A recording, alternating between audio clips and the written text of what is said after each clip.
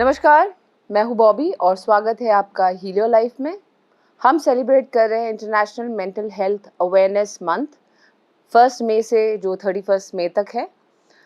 तो इस महीने जितने भी गेस्ट हमारे साथ होंगे या जितने भी सब्जेक्ट्स के बारे में हम डिस्कस करेंगे, हम मोस्टली मेंटल हेल्थ को कॉन्सेंट्रेट कर रहे हैं और अलग-अलग टॉपिक्स पे बात करेंगे। और आज हमारे पास बड़ा इंटरेस्टिंग टॉपिक है क्योंकि मुझे लगता है कि बच्चे जैसे कि हमारे फ्यूचर है, तो इन्हीं से शुरू करते हैं, इनके मेंटल हेल्थ के बारे में शुरू करते हैं। तो आज का सब्जेक्ट है कॉन्शियस पेरेंटिंग और इसके बारे में बात करने के लिए हमारे साथ है डॉक्टर निधि रस्तोगी जी। आइए उनका स्वागत करते हैं। तो स्वागत है आपका डॉक्टर निधि जी।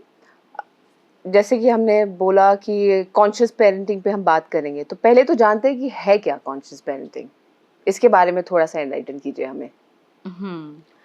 एक्चुअली जो प्रॉब्लम है इस समय पेरेंट्स और बच्चों के बीच में जो ठीक नहीं हो पा रहा है, ठीक नहीं लग रहा है, इसलिए इस टॉपिक पे बात कर रहे हैं। जी। तो पेरेंटिंग है। अब कॉन्शियस पेरेंटिंग क्या है कि अवेयर होके करें पेरेंटिंग।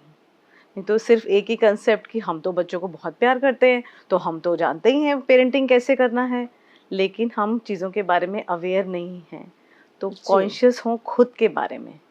जी। क्योंकि पेरेंटिंग एक बहुत ही डेलिकेट सब्जेक्ट है जो आने वाली जनरेशन्स की मेंटल हेल्थ, आपकी खुद की मेंटल हेल्थ, बिल्कुल। अगर बच्चे अच्छे किया सब उन्होंने तो आपको लगेगा कि अच्छा है, नहीं तो एक ऐसी चीज़ है बच्चों के साथ का आपका रिलेशन, अगर चीज़ें अच्छी जाएं तो बहुत आप कितनी खुशियाँ और आनंद अनुभव करते हो, चीज़ें खराब जाएं तो कितना फ्रस्ट्रेशन होता है। तो ये मेंटल हेल्थ इशू भी है, पूरी आने वाली जनरेशन्स, पूरा सोसाइटी के लिए बहुत बिल्कुल। इम्पॉर्टेंट है। तो पेरेंटिंग हो पर वो कॉन्शियसली करना है, अवेयर होके करना है हर स्टेप पे कि मिस्टेक्स कहाँ हो रही हैं, ये सो है। ये कॉन्शियस आपने जैसे बताया कि कॉन्शियस पेरेंटिंग, तो ये तो पूरा एक प्रैक्टिस मतलब आपको ज़्यादा पता होगा कि कितना आसान होता होगा लोगों के लिए और कितना मुश्किल है ये 24/7 ना ये पूरे प्रैक्टिस करते रहना कि हमें हाँ, कॉन्शियस रहना है। हाँ, ये बहुत मुश्किल है अगर आप इसको अपोज़ करने लगें, और आसान हो जाता है, जॉयफुल बन जाता है अगर आप इसके साथ अट्यून हो जाएँ तो। जी। अपोज़ कैसे करने लगते हैं, मेरी काउंसलिंग की प्रैक्टिस है, मैं सेशंस देती जी। हूँ, तो लोग ऐसे लेकर आते हैं अपने बच्चे को जैसे कि वर्कशॉप में ना, जी इसमें प्रॉब्लम है, इसको ठीक कर दो। हाँ, हम बैठे हैं, इसको ठीक कर दो। जी। तो अगर ऐसा एटीट्यूड है तो फिर तो नहीं, फिर तो ये बहुत मुश्किल लगेगा, क्योंकि बिल्कुल। मैं सबसे पहला ओपनिंग सेंटेंस कहती हूँ, your kid is not the problem. तो फिर वो कहते हैं then who is the problem? When I say you are the problem, ऐसे कैसे, हम तो सब अच्छा करते हैं। बिल्कुल। तो अगर आप इसको नहीं समझना चाहेंगे और ब्लेम गेम की आदतें शुरू से हैं, बच्चे के साथ भी आप वही करते हो कि बच्चे में गलती है, ये इसको ठीक करो, आप हमें क्या कह रहे हो, I am such a successful this this this this person, मेरे में क्या गलत हो सकता है। तो फिर बहुत मुश्किल हो जाता है अगर आप इसको अपोज करते हो। अदरवाइज ये ग्रोइंग टुगेदर और जॉयफुल इवॉल्व होना बहुत अच्छा भी रहता है। जी, फिर तो मतलब तो आप कुछ शेयर करना चाहेंगे लाइक 1-2 चीज़ें जो now people are going through the most आपके पास जैसे लोग प्रॉब्लम्स लेकर आ रहे हैं। तो हाँ, कौन से कॉमन प्रॉब्लम्स हैं? हाँ, कॉमन प्रॉब्लम्स तो उनको दिखते हैं बिहेवियरल, कि जी। ये स्क्रीन ज़्यादा दिखता है, कहना नहीं मानता, अपनी बातें शेयर नहीं करता, ये वो, उसके बिहेवियर को लेकर जजमेंट्स होना, ये सब लेकर वो आते हैं कि इसका बिहेवियर ठीक करो। बट कहानी इससे ज़्यादा है। कहानी शुरू ही कहाँ होती है, आपका तो जैसे ये मीडिया वर्ल्ड ही है, आप समझ सकते हो। द मोमेंट कोई प्रेग्नेंट होता है या कोई कपल शुरू करता है कि जी। हमारे बच्चा हो, बचा तो होगा। वो एक फैंटेसी स्टोरी, एक स्क्रिप्ट बना लेते हैं, परफेक्ट स्क्रिप्ट कि हाँ हमारा बच्चा होगा। और वो कैसे बनती है, मार्केट फोर्सेस से, teddy bears, cakes, birthday parties, pretty dresses, ये होने वाला है मेरी परफेक्ट फैंटेसी स्टोरी में। ये फिल्म, ये मूवी मैंने जनरेट कर ली, और अपने बच्चे को मैंने कौन सा रोल दिया, परफेक्ट किड। जी। पर रियलिटी इससे डिफरेंट होती है। बिल्कुल। बच्चा आपकी मूवी में काम करने से मना कर देता है, no no I don't like this role of a perfect kid, I am my self.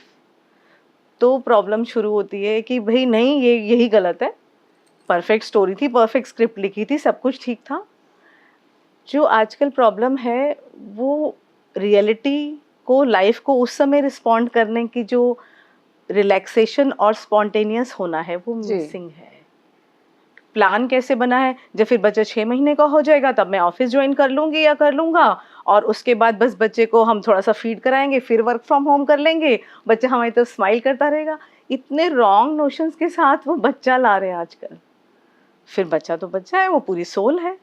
जब वो अपनी उसकी सोल की लाइट दिखती है तो फिर मुश्किल होती है, वो किसी भी डायरेक्शन में जा सकती है, आपकी स्टोरी से बिल्कुल अलग जा सकती है।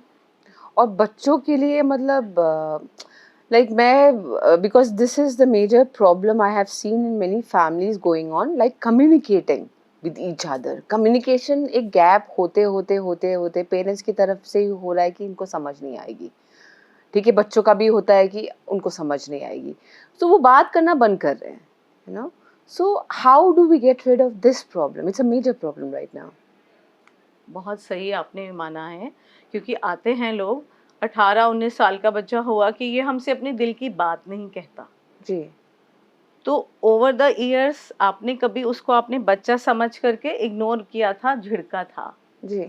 ये लग सकता है सुनने वालों को कि हाँ, मैं सारी प्रॉब्लम्स के लिए पेरेंट्स को जिम्मेदार मानती हूँ। हाँ, है ऐसा। क्योंकि आप एग्जाम्पल देखो ना, 5-6 साल का बच्चा है, चाहे नेबर्स के पास खड़ी है माँ या बाप, अरे इसने तो ना नाक में दम किया हुआ है, अरे ये तो सुनता ही नहीं, अरे ये तो समझता ही नहीं। हम इतने अनअवेयर होकर के फिर हम चाहते हैं वो उसका हमारे से कनेक्शन बने। अगर हमारा कोई फ्रेंड होता है, हम कितने सेंसिटिव होते हैं, अपने फ्रेंड की बुराई हम किसी दूसरे के सामने नहीं करते ना, जी। तो अपने बच्चों की कैसे कर सकते हो? तो हम इस चीज़ को फिक्स ही कर देते हैं कि स्टोरी ऐसे ही रहने वाली है, मैंने इसकी शिकायतें करते रहने हैं सबसे और ऐसे बोलते रहना है, इसने कभी ठीक नहीं होना, हमारा कभी कुछ सब ठीक ही नहीं होना, चलाते रहते हैं ऐसे अनअवेयर होके। फिर जब वो बच्चा पूरा एडल्ट बन जाता है और फिर वो जब आपको रिजेक्ट करता है, जैसे उस आपने रिजेक्ट किया था, तब फिर वो लोग आते हैं कि भई ये क्या हुआ? This is so sad. हाँ। तो होना तो यही चाहिए कि वर्कशॉप्स अच्छी होनी चाहिए, चाहे स्कूल के प्लेटफॉर्म्स पे अच्छे काउंसलर्स को बुला के पेरेंट्स को बताया जाए कि बहुत मिस्टेक्स हो रही हैं, तो कम्युनिकेशन एक दिन में नहीं ब्रेक होता। सबसे पहले तो केयर गिवर बच्चे के पेरेंट्स ही होते हैं ना, जी। तो उन्हीं की तरफ देखता है, लेकिन जब उसको अपनी फीलिंग्स का वहाँ से रिजेक्शन मिलता है, अप्रूवल नहीं मिलता, तो फिर कैसे वो कनेक्शन बनेगा? और कम्युनिकेशन का मतलब क्या होता है? कनेक्शन। जी। पेरेंट्स बहुत ज़्यादा ध्यान देते हैं करेक्शन में। ऑल द टाइम उनको ऐसे लगता है कि उनको तो कोई एक ऐसा काम ड्यूटी मिली है, लायबिलिटी, कि इसको ठीक करो, ये सोल भेजी गई है कहीं से, इसको आप ठीक कर दो। करेक्शन में लगे रहते हैं, कनेक्शन को भूल जाते हैं। तो सही बात है। कनेक्शन पे ध्यान दें, करेक्शन तो उस कनेक्शन से अपने आप होता जाएगा। सही बात है, बहुत ही बेहतरीन बात है ये जिसको हम इग्नोर करते हैं।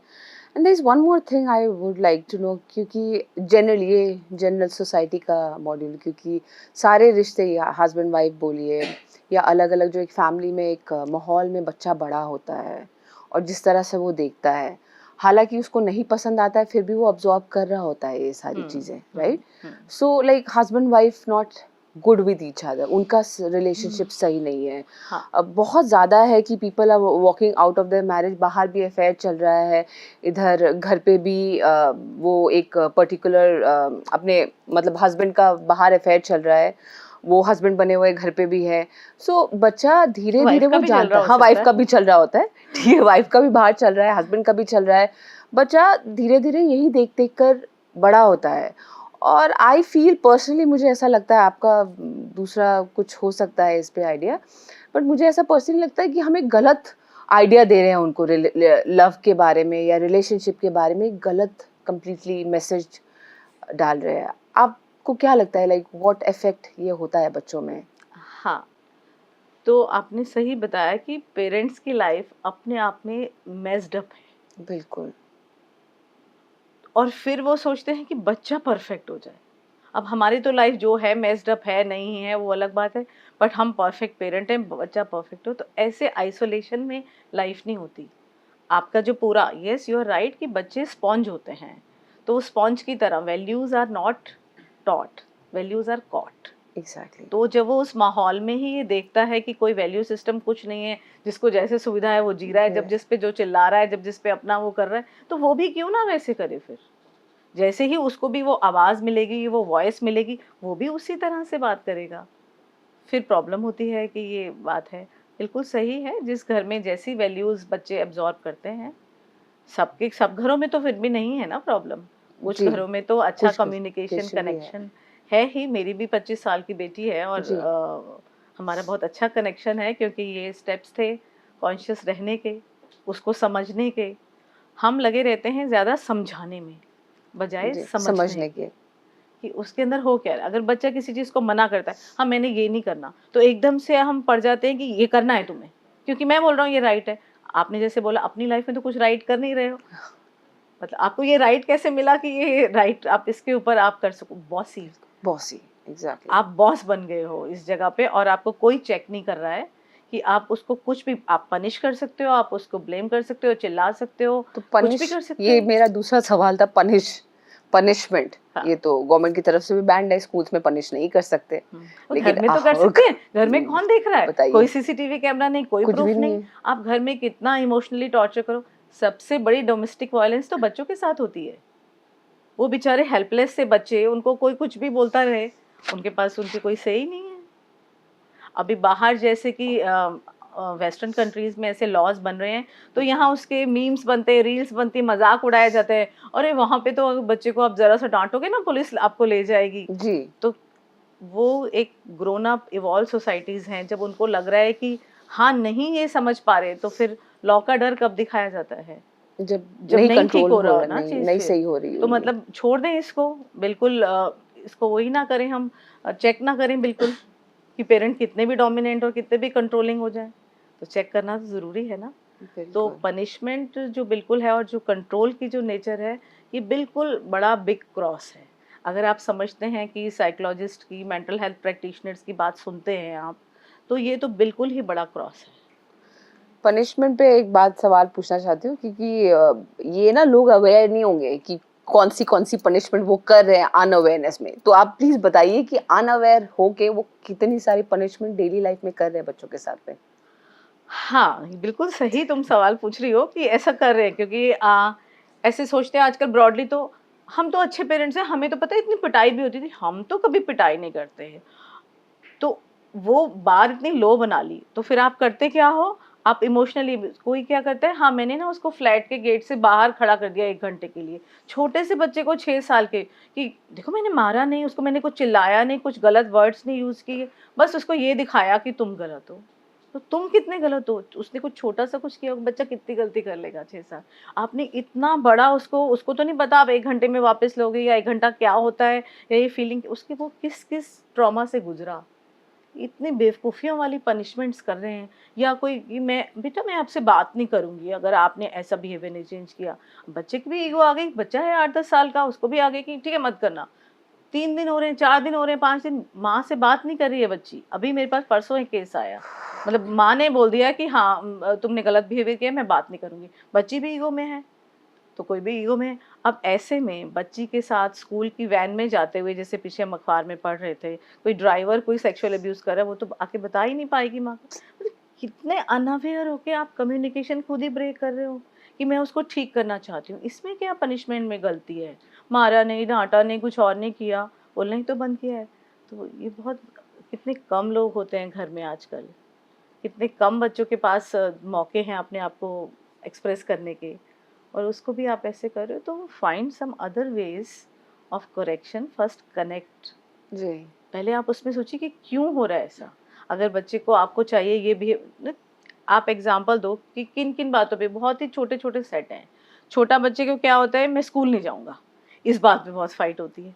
तो आप पता करो स्कूल में क्या उसको डिस्कम्फर्ट है, या एक सिंपैथी जनरल भी रखो। हाँ वैसे स्कूल होते तो और नेचुरल ही हैं, छोटे बच्चे के लिए बिठा दिया जाए बिल्कुल डेस्क में। बताएं। तो आप उस सिंपैथी की स्पेस से बच्चे को थोड़ा टाइम दोगे कि हाँ कैसे जाए, क्या करे, उसको ये फीलिंग दोगे कि यू आर राइट। बच्चे को कांस्टेंट फीलिंग जाती है यू आर रॉन्ग, तो वो आपका ये होगा। आप पनिशमेंट देने से पहले, पनिशमेंट तो देना ही नहीं है, अपने आप को आप चेक करो कि वाई चीज़ें क्यों हो रही हैं।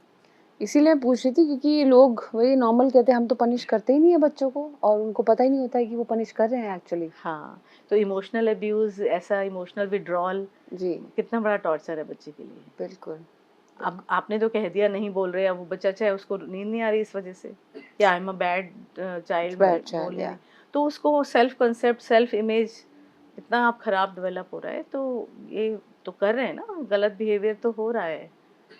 आपके पास काउंसलिंग के लिए जैसे कि पेरेंटिंग के लिए या बच्चे लेकर आते हैं, तो पेरेंट्स अवेयर होके आते हैं कि गलती उनसे वो कॉन्शियस पेरेंटिंग की क्लास पे जा रहे हैं या काउंसलिंग के लिए जा रहे हैं कि बच्चे को ही सही करने के लिए लाते हैं? Like how many cases do you find, मतलब क्या है percentage of people being conscious? 99% तो यही कह के आते हैं कि प्रॉब्लम इस बच्चे में है, इसको ठीक करो। 1% कुछ ऐसा सोच के आते हैं कि क्या पता हमसे हैंडल नहीं हो रहा। 1%? हाँ, मतलब ऐसा ही रेशो जी, समझो, एकदम जी, बहुत कम आते हैं, क्योंकि वो उनको ये अपने में अज़म्पशन है ना कि हम सही हैं जी, बिल्कुल। और बच्चे को सही होना चाहिए, हम तो सही हैं, ये अज़म्पशन उनकी हिलती नहीं है। जी, डॉक्टर शेफाली जो हैं, उन्होंने एज़ अ ग्लोबली बहुत काम किया है कॉन्शियस पेरेंटिंग पे, 4-4 बुक्स लिखी हैं। तो इंडिया में तो हिंदी में ट्रांसलेशन है नहीं, लोग नहीं उसको कंसेप्ट को समझ रहे। तो उन्होंने एक बड़ी अच्छी बात एक बुक में लिखी है, द पेरेंटिंग मैप में, कि अगर ये चाइल्ड के बारे में होता पेरेंटिंग, तो इसको चाइल्डिंग कहते, पर इसको पेरेंटिंग क्यों कहते हैं? कि ये पेरेंटिंग के बारे में है। बिल्कुल। आप कैसे हो? आपने क्या करना है? तो हाँ, ये लोग इस तरह से आते हैं और उनकी ईगो जो है, पेरेंटल ईगो बहुत बड़ी प्रॉब्लम है, कि वो नहीं मानना चाहते कि हम गलत हैं। तो फिर करेक्शन की मुश्किल से गुंजाइश होती है, बट हाँ, कुछ लोग समझते भी हैं और उसको करते भी हैं और चेक लगाते हैं जब उनको जैसे छोटी-छोटी चीज़ें बोली जाएँ कि आप, और एक आपको बताऊँगी कि एक महापुरुष के घर में गए, उन्होंने एक उसमें लिखा है, तो उससे पूछा बच्चे से कि बेटा आपका नाम क्या है? तो बच्चा कहता है मेरा नाम डोंट है। तो डोंट डोंट कैसा नाम होता है? नहीं मेरा तो नाम डोंट डोंट है। तो तुम्हें कैसे पता चला? ये तो कोई नाम नहीं, नहीं मेरा नाम तो डोंट है। तो कहते हैं कि कैसे पता चला तुम्हें? अरे! मैं सोफ़े पे कूदता हूँ तो आवाज़ आती है डोंट। मैं कुछ गमलों को छेड़ता हूँ, आवाज़ आती है डोंट। मैं टीवी चलाता हूँ, आवाज़ आती है डोंट। हर तरफ से मुझे डोंट ही सुनने को मिलता है, तो मेरा नाम डोंट ही है। तो ये मैं एग्ज़ाम्पल पेरेंट्स को देती ओके। हूँ कि आप कितने दिन, मतलब दिन में कितनी बार आप नो बोल रहे हो, आप डोंट बोल रहे हो और कितनी बार आप येस बोल रहे हो। आपके मुँह पे ज़बान पे ही रखा रहता है नो। बच्चे ने बोला बाहर खेलने जाऊँ, नो। नो। ये चलाऊँ, नो। तो आप इसको चेक करो, तो कई लोग करते भी हैं, ऐसी बात नहीं है। जब उनको ये कन्विंस हो जाते हैं एक बार कि अच्छा हमारे ही करने से सब कुछ होगा, तो फिर वो स्टेप लेते भी हैं।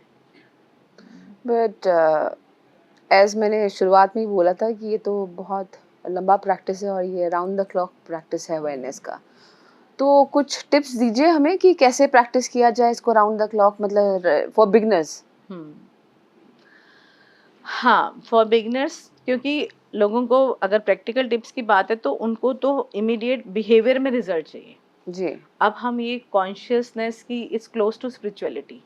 हम ये जो प्रैक्टिस की बात कर रहे हैं कि आप इवॉल्व होगे, बच्चे आपके ग्रेटेस्ट टीचर बन सकते हैं। मतलब हम दुनिया में क्यों आते हैं? हम इवॉल्व होने आते हैं ना बेसिकली। तो सबसे ईज़ी जो चीज़ है वो बच्चा ही आपको सिखा रहा है। तो अगर आपने ये देखना है कि भई मैं इसके साथ-साथ ग्रो हूँ, इससे चीज़ों को सीखूँ। हाँ, वो स्पिरिचुअल प्रैक्टिस और उसमें टाइम लगेगा, पेशेंस लगेगी, टाइम जी, चाहिए। क्योंकि इतना तो समय ही नहीं है सब चीज़ों का फिक्स है कि भई ऐसे-ऐसे हो जाना चाहिए। दूसरी तरफ फिर मतलब ये तो करें ही पैरेलली, इसको तो आप हमेशा ध्यान में रखें ही कि मुझे ग्रो होना है, मुझे इवॉल्व होना है as a human being, as a parent evolve होना means as a human being evolve होना। पर दूसरी चीज़ है कि इमीडिएट आपको कुछ प्रैक्टिकल चीज़ें चाहिए होती हैं कि बच्चा भई मेरा फ़ोन बहुत देख रहा है, सारा टाइम ये फ़ोन में ही रहता है, इसका स्क्रीन टाइम बहुत ज़्यादा है, या और कोई आपको ऐसे बिहेवियर में चेंज करना है, then you have to find some creative solutions. Sympathy और एम्पैथी को कभी भी मत छोड़ो। आपको ये सोचना चाहिए कि अगर 8 साल का बच्चा बार-बार फ़ोन में यूट्यूब देख रहा है, तो इसका मतलब इंटेलिजेंट है वो, कम से कम उसको ये इंटरेस्टिंग चीज़ें देख रहा है ना वो। बिल्कुल। ये बोर चीज़ें, मैथ्स, इंग्लिश, साइंस उसको नहीं पढ़ना है, कॉमन सेंस है उसमें। वॉव! वो अपना जो टाइम है वो इंटरेस्टिंग वे में स्पेंड कर रहा है, तो उसमें कॉमन सेंस है। तो इस बारे में थोड़ा लाइट हो जाओ, थोड़ा हँसो कि हाँ, ऐसा है, ये रियलिटी है, बट हर वक़्त तो नहीं देखने दे सकते। तो फिर क्या करना है कि खुद ऐसी चीज़ें निकालो कि भई यूट्यूब डिलीट कर दो अपने फ़ोन में से कि हम सिर्फ संडे को देखेंगे। एक पर्टिकुलर एग्जांपल लेके बता रही हूँ क्योंकि ये बहुत आता है। या कुछ ऐसे आप फ़ोन से ज़्यादा एंगेज करने के क्रिएटिव वेज ढूंढो। जी। घर में गार्डनिंग करवाओ कि ये 4 गमले तेरे हैं, चलो नर्सरी चलते हैं, तुम पॉट पिक करो, तुम प्लांट पिक करो और तुमने ही इनको केयर करना है। जब उसके पास और एंगेजिंग वेज ही नहीं है, क्रिएटिव वेज ही नहीं है टाइम को स्पेंड करने के, तो सिर्फ हर वक्त ये बोलने से कि ये मत करो, तो provide dos instead of don'ts. Okay, instead ये हाँ, ये करो आप। सबसे बड़ा एक प्रैक्टिकल टिप है कि आप चेक करो कि आप डोंट प्रोवाइड कर रहे हो, डोंट डू दिस, तो वो करे क्या, व्हाट ही शुड डू भी तो प्रोवाइड करो ना, ये भी तो आप ही की ड्यूटी है ना। बिल्कुल, बहुत सही बात है ये। और एक दूसरा प्रैक्टिकल टिप है, ऑलवेज रिस्पेक्ट योर यंगर्स। अभी एब्सोल्युटली। समय बदल गया है, आपकी रिस्पेक्ट आप कैसे करते हो, डोमिनेटिंग जो करते हो, बॉसी बिहेवियर, आप फटाफट गए टीवी को ऑफ कर दिया, ऐसे नहीं चलेगा। ये आपको बचपन में हमारे साथ हुआ करता था, इसलिए हाँ मुझे हाँ याद आ हाँ, तो गया। अब ये चेन रिएक्शन नहीं होगा। तो रिस्पेक्ट योर यंगर्स एब्सोल्युटली। और उनके साथ नॉर्मल होके खेलो बोलो। आप ऐसे कोट टाई पहन के उनको लगेगा जैसे ह्यूज से बहुत से लोग आ गए मेरी लाइफ में। आप पार्क्स में जाओ, नॉर्मल हो, मिट्टी में खेलो, नेचर में जाओ। जो टैगोर की फिलॉसफी है, आज तो कौन सुनता है आज रविन्द्रनाथ टैगोर को कि क्या कह रहे हैं वो, नेचर में जाओ, जो उनकी सारी नेचर ओरिएंटेड जो उन्होंने बनाया था बिल्कुल। शांति निकेतन, वो सब कौन सुन रहा है। तो इसलिए ध्यान देना है। काम तो मुश्किल है पर इतना भी मुश्किल नहीं कि हो ही ना सके, हो सकता है। बहुत खूब, बहुत खूब।